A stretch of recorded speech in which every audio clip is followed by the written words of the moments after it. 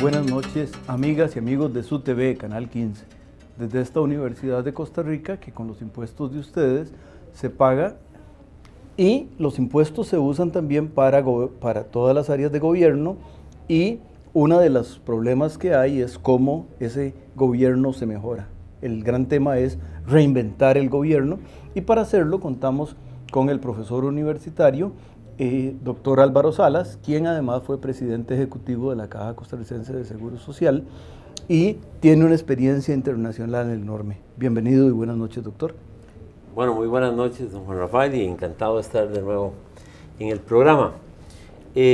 A mí me interesa mucho este tema y yo creo que represento un sector importante de profesores en la universidad y de funcionarios públicos que nos reunimos y conversamos alrededor del problema de los grandes retos del gobierno, de los grandes problemas por delante que a resolver y de cómo resolverlos, de cómo enfrentarlos, cómo hacen otros países en otras latitudes, qué están haciendo en este mismo momento en Europa para resolver problemas que tienen allá también a otro nivel. Y me parece que puede ser un tema interesante como para que esta noche podamos pues conversar sobre ello. Por supuesto. Bueno, una de las razones, doctor, es que me parece que el gobierno, y de alguna manera pronto verá el bicentenario, es decir, ya esta república ha caminado y ha caminado. Hubo un retomar a mitad del siglo pasado y puede ser que algunos de esos mecanismos empiezan a volverse, empiezan a tener barba blanca como este profesor universitario. Efectivamente, ese es uno de los temas principales. Pensamos claramente que en Costa Rica lo hemos hecho, yo diría que bien, para no decir que bastante bien, pero que bien. Hay cosas concretas, hay logros importantes, que sin duda alguna, y la ciudadanía estará de acuerdo con nosotros, que hay cosas importantes, sobre todo cuando uno hace comparaciones con el resto de los hermanos países del continente. Sin embargo, me parece que la calidad de los problemas y los retos futuros son tales que vale la pena pensar que con los mismos instrumentos, con el mismo pensamiento y con el mismo aparataje con que hemos venido enfrentando las dificultades de este país, será muy difícil poder enfrentar los nuevos problemas. Me refiero concretamente a que el ciudadano día a día se coloca como el centro del quehacer de la gestión pública. Y yo pienso que ese es un movimiento que surge en Europa y que viene tomando una gran fuerza y que nosotros en el caso nuestro pues creemos que hay que hacer grandes cosas. En la campaña recién pasada, ese fue un tema que se discutió muchísimo.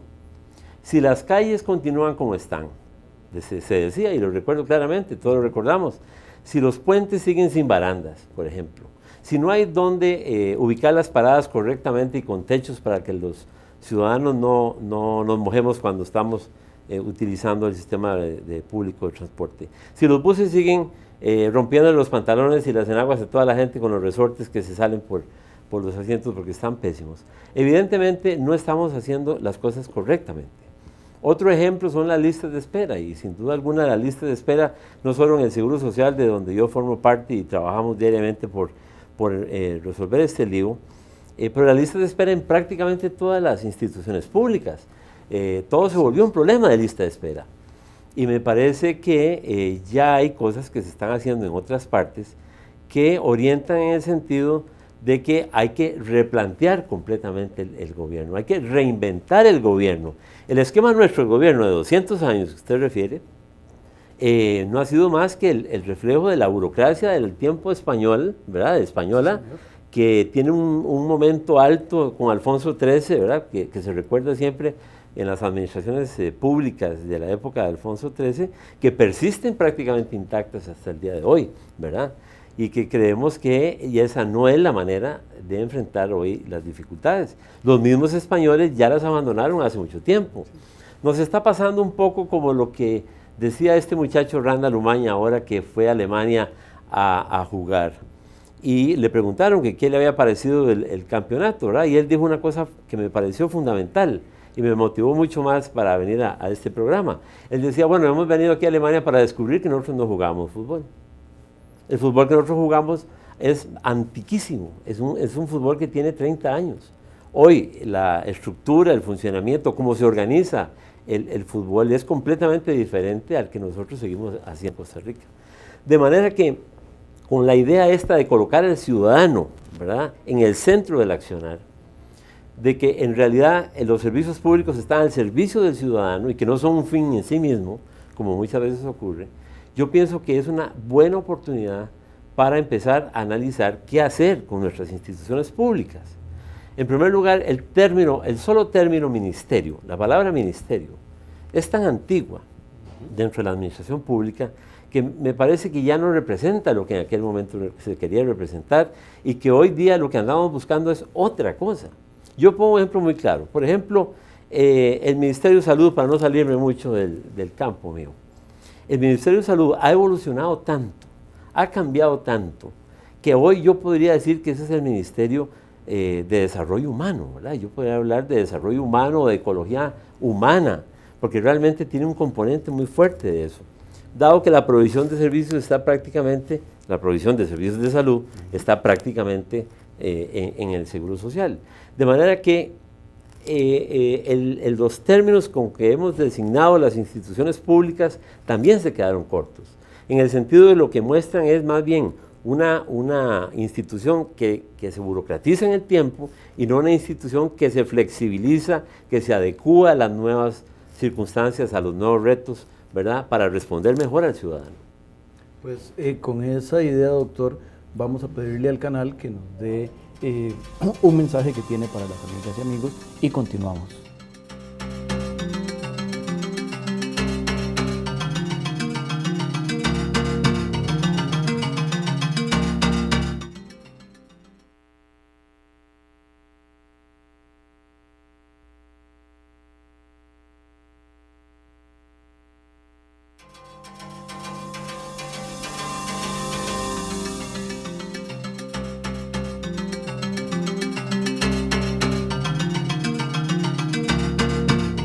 Conversábamos, amigas y amigos, con el doctor Álvaro Salas, profesor universitario, y estaba hablando del tema de reinventar el gobierno. Por favor, don Álvaro.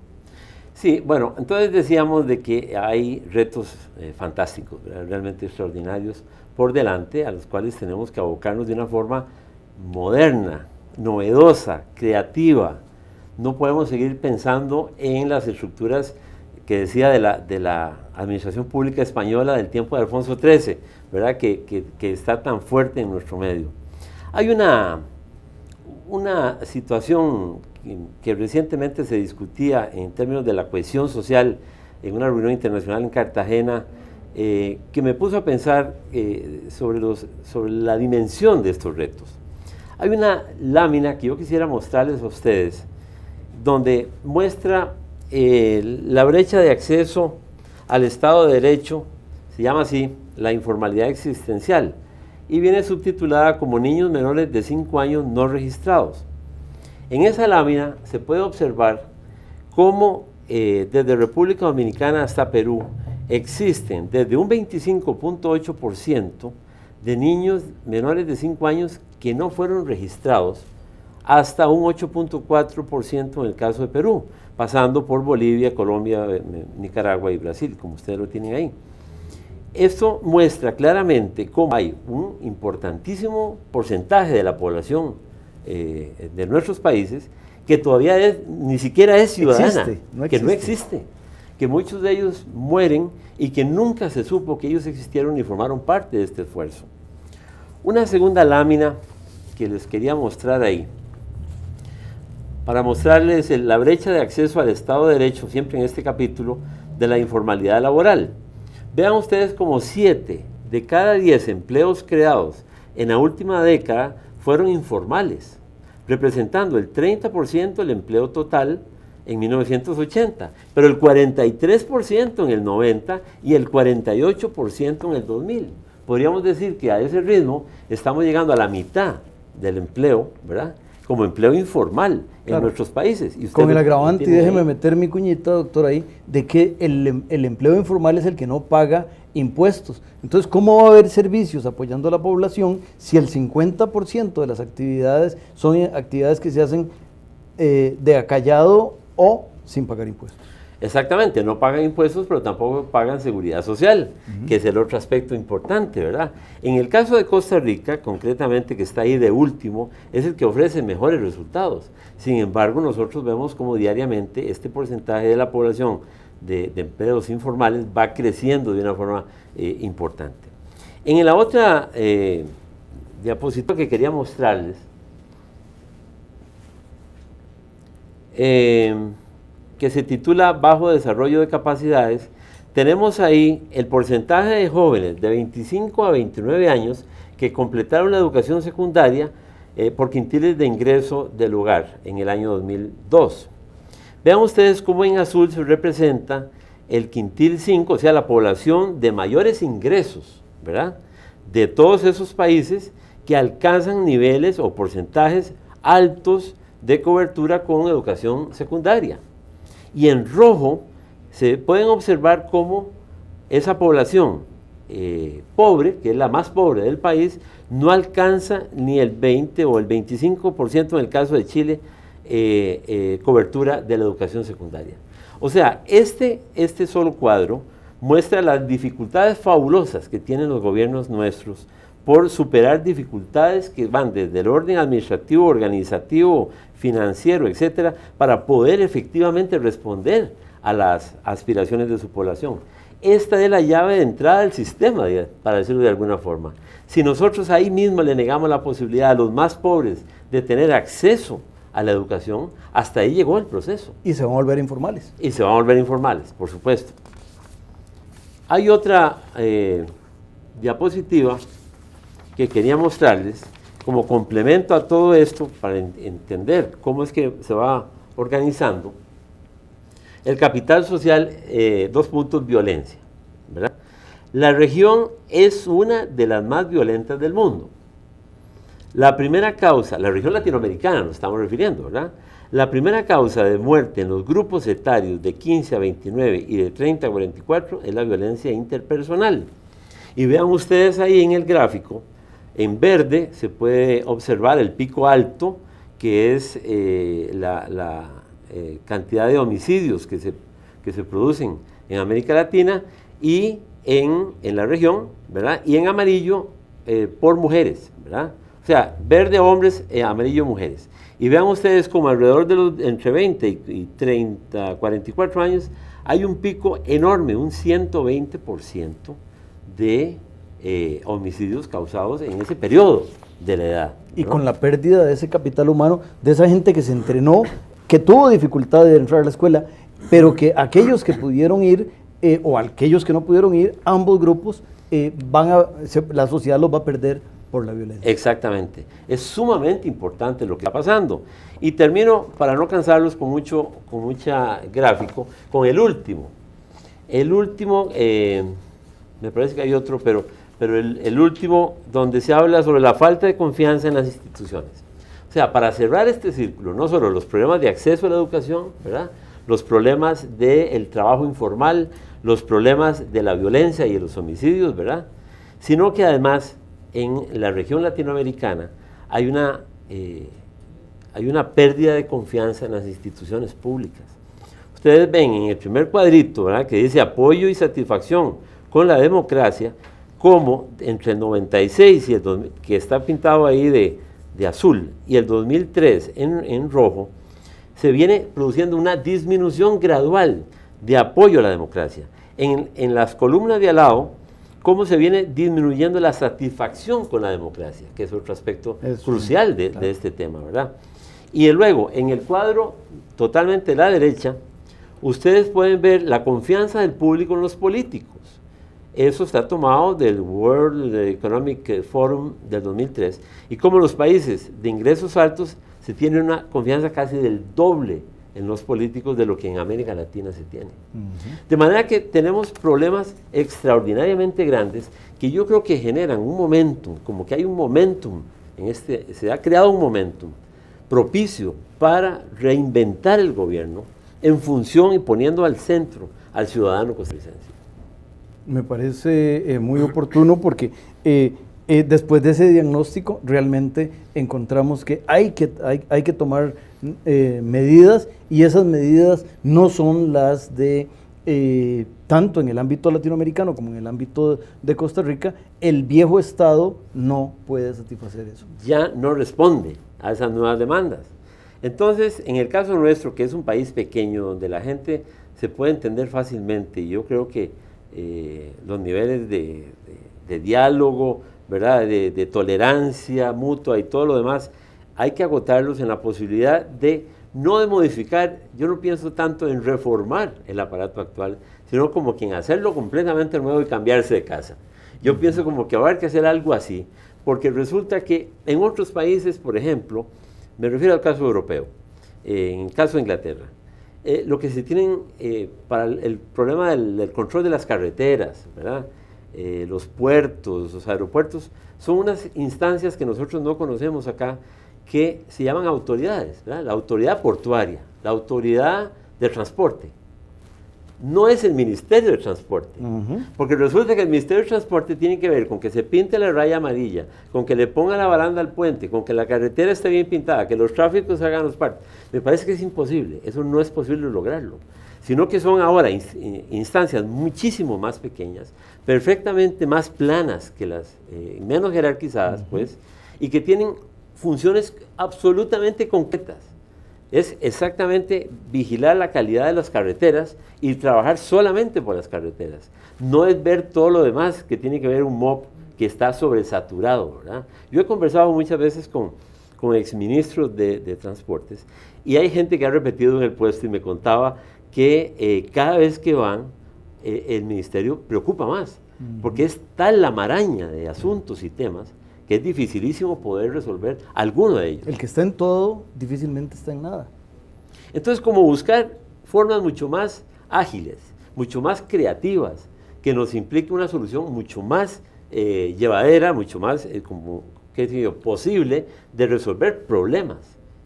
De esas soluciones hablaremos, doctor, y amigas y amigos, una vez que el canal le dé a las amigas y amigos un mensaje de Tiene Palabra.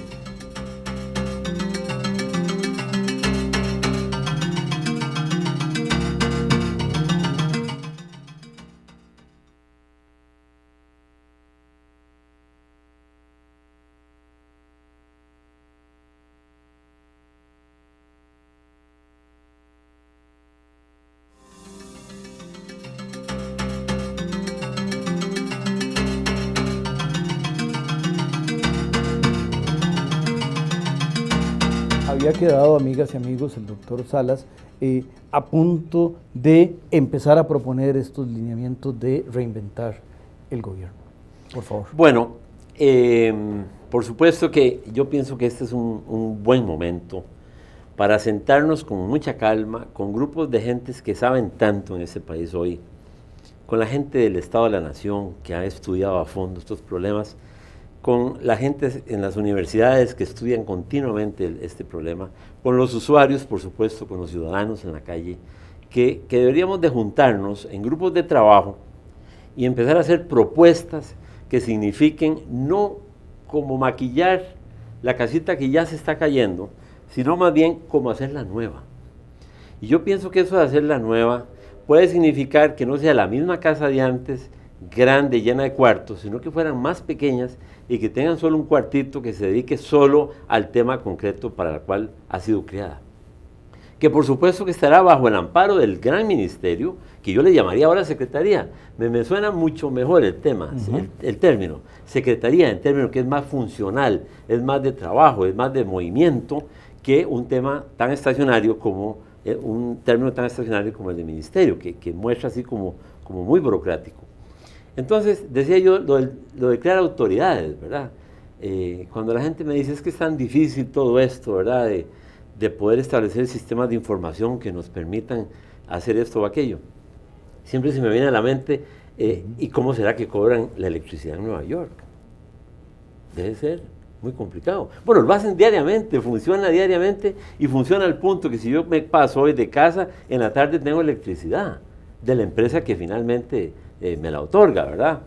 Entonces, crear estructuras que, si bien pueden estar bajo el amparo de una secretaría, ¿verdad?, de obras públicas, o no sé cómo se podría llamar, pero que sean secretarías que tengan una única función, sea transportes, sean puertos, sean aeropuertos, sea, qué sé yo, el problema ambiental, que es un tema importante para nosotros, agencias que sean ágiles, que reporten ciertamente a un ministro o que reporten a un secretario, ¿verdad?, pero que tengan muy definido dentro de su perfil organizativo qué es lo que tienen que hacer exactamente. A mí me resulta muy complicado cómo nosotros hemos llenado de juntas directivas una serie de instituciones que se vuelven realmente difíciles de gobernar, sino que estas son temas muy diferentes, son temas específicos, concretos. Sí, el tema de las carreteras es uno y nada más, ¿verdad? Es tener excelentes carreteras perfectamente rotuladas que nos permitan desplazarnos por el país, y para eso se requiere, bueno, el equipo, la maquinaria, los profesionales, los expertos. No se requiere del aparataje gigantesco que significa un ministerio enorme que estará lleno de otra cantidad de dificultades. Yo lo veo para la caja mismo, ¿verdad?, para poner un ejemplo propio, sí, y no andar poniendo ejemplos de otros. A mí me parece que ya el desarrollo del seguro de pensiones, para citarlo, es tan importante que debería tener su propia casa. El seguro de pensiones debe tener su propio dinamismo, debe tener su propio equipo de expertos que estén permanentemente monitoreando la situación económica, fiscal, financiera del país, que la apertura de mercados, etcétera, que esté perfectamente informada de lo que pasa y que se dedique exclusivamente al tema de las pensiones. Y que no tenga que ver con medicamentos o con citas. Si las citas y que si los medicamentos, ese es el tema del seguro de salud, que tendrán que verlo de ese lado. Una vez le pregunté a un experto italiano que habíamos traído que por qué nosotros en Costa Rica teníamos tanta dificultad en pasar de la cobertura del seguro de invalidez, vejez y muerte de un 45, un 46%, que es donde no hemos pasado de ahí, y que probablemente sería muy importante llevarlo a un 60%, ¿verdad? Esa es la cobertura, esa es la garantía económica de protección que tenemos que luchar por darle a la población. Y él, muy jocoso como son los italianos, ¿verdad?, se volvió muy rápidamente y me dice, bueno, porque solo médicos ponen de presidentes ejecutivos, ¿verdad? Esto no es un mensaje subliminal a nadie. Lo que quiero decir es que el tema de las pensiones, por supuesto que requiere de un expertise propio, que cada vez es más complejo y que hay que abarcarlo, ¿verdad?, ampliamente, porque eso significa tener ahí un porcentaje del ahorro nacional que venga a respaldar al ciudadano una vez que se retira, ¿verdad?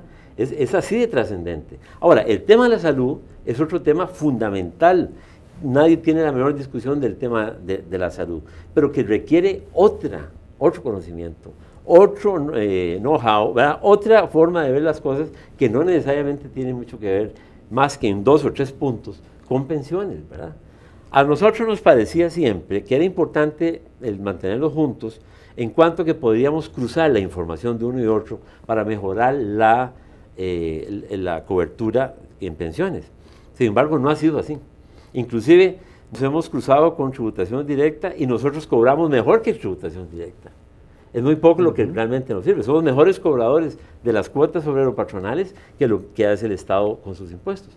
De manera que ahí tenemos como un ejemplo claro de cosas que podíamos hacer para especializarnos y para dedicarnos a fondo, seriamente, a desarrollar áreas que son cruciales para el desarrollo del país. Y es que las dos son muy importantes, pero se enredan los mecates entre las dos tratando de resolver las dos. Eso es una propuesta, ¿verdad?, que puede decirse que es irresponsable, se puede decir que es muy ligera. No, hay mucho pensamiento al respecto, ¿verdad? Porque resulta que, si bien hay economías de escala financieras entre los dos, ¿verdad?, no hay duda que también este es un tema que va tomando una enorme relevancia nacional. Nosotros tenemos que llegar al 2025, por ejemplo, que es cuando nos amenazan de que ya cualquiera de estos regímenes estén haciendo agua, que tenemos que llegar muy fortalecidos para que todos nuestros hijos tengan derecho también a una pensión.